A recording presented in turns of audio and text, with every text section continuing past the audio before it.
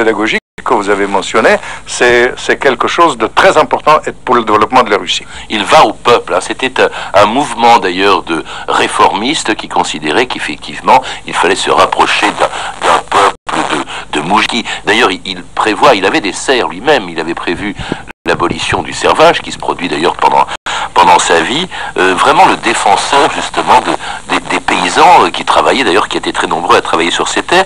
Et puis alors, c'est brusquement, en 1879-1980, c'est la date que vous donnez, une espèce de métamorphose soudaine, de révolution intérieure qui se produit. Le voilà, dites-vous, maintenant qu'il parle de ne se vouer qu'à la recherche de Dieu. Qu'est-ce qui s'est passé? C'est une révélation. Je suis persuadé que si on voulait comparer Tolstoï à quelqu'un, il était prétentieux, il était dans la filière de Jésus-Christ ou de Bouddha, mais au-delà de ça, c'est surtout